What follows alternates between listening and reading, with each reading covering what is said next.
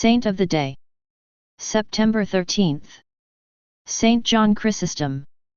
Archbishop and Doctor of the Church, born 349 AD Antioch. Died September 14, 407, aged 58, Comita in Pontus. Venerated in Eastern Orthodoxy, Roman Catholicism, Oriental Orthodoxy, Church of the East, Anglican Communion. Feast, September 13th. Patronage: Constantinople, education, epilepsy, lecturers, orators, preachers. Saint John Chrysostom, Archbishop of Constantinople, was an important early church father.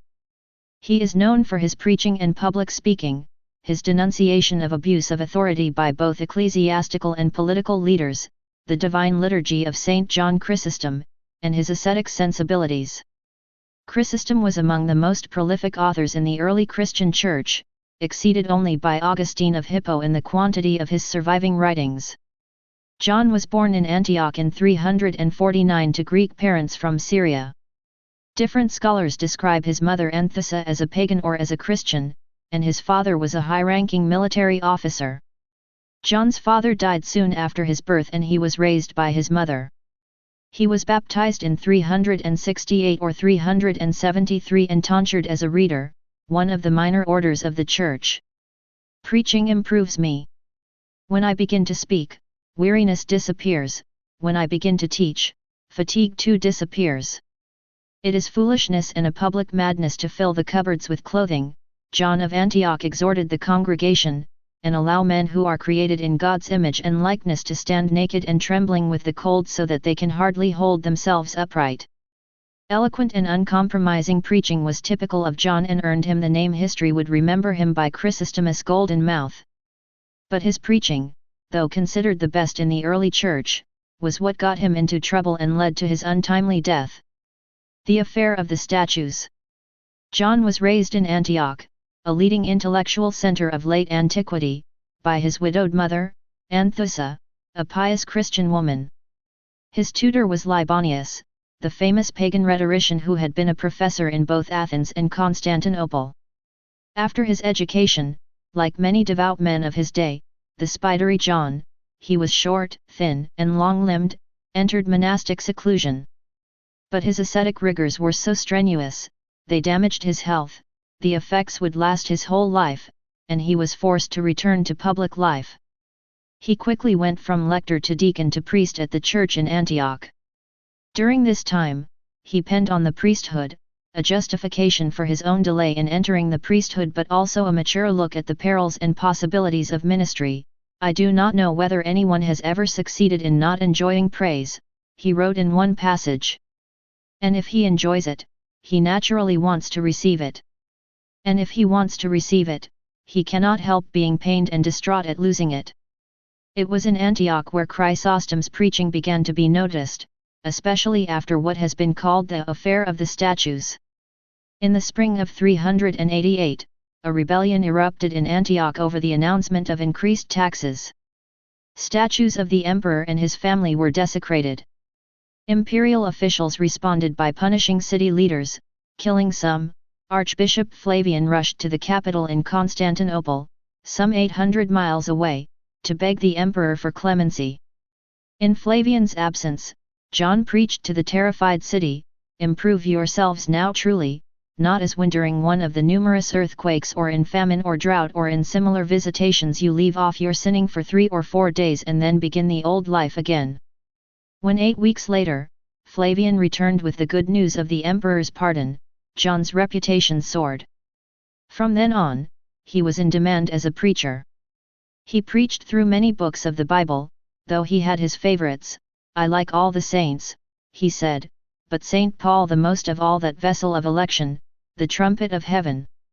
In his sermons, he denounced abortion, prostitution, gluttony, the theater, and swearing. About the love of horse racing, he complained, "My sermons are applauded merely from custom, then everyone runs off to horse racing again and gives much more applause to the jockeys, showing indeed unrestrained passion for them. There they put their heads together with great attention, and say with mutual rivalry, This horse did not run well, this one stumbled, and one holds to this jockey and another to that. No one thinks any more of my sermons, nor of the holy and awesome mysteries that are accomplished here." His large bald head, deeply set eyes, and sunken cheeks reminded people of Elisha the prophet. Though his sermons, which lasted between 30 minutes and 2 hours, were well attended, he sometimes became discouraged. "My work is like that of a man who is trying to clean a piece of ground into which a muddy stream is constantly flowing. At the same time," he said, "preaching improves me. When I begin to speak, weariness disappears, when I begin to teach, fatigue too disappears." Kidnapped to Constantinople. In early 398, John was seized by soldiers and transported to the capital, where he was forcibly consecrated as Archbishop of Constantinople.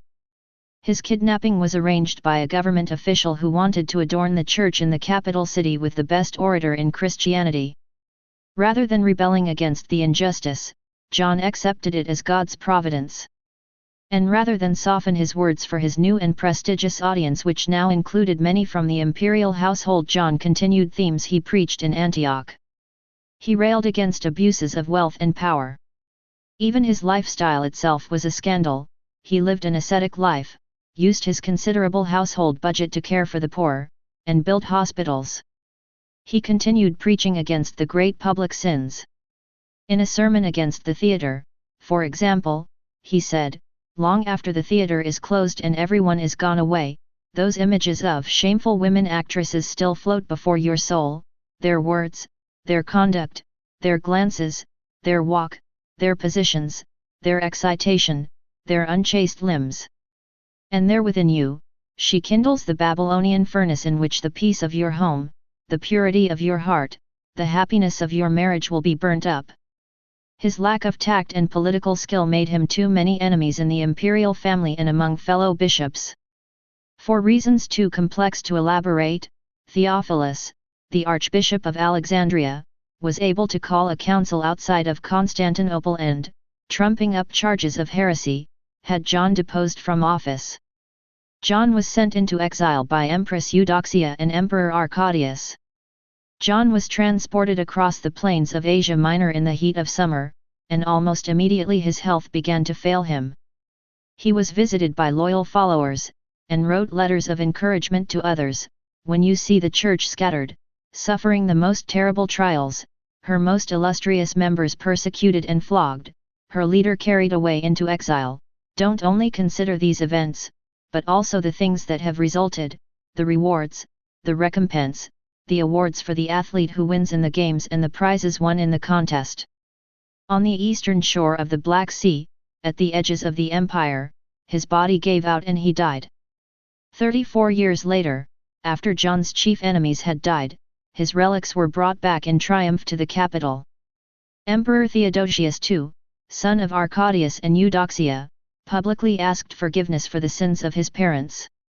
He was later given the caption of Doctor of the Church because of the value of his writings. 600 sermons and 200 letters survive. Along with Basil the Great, Gregory of Nazianzus, and Athanasius, he is considered one of the greatest of the early Eastern Church Fathers.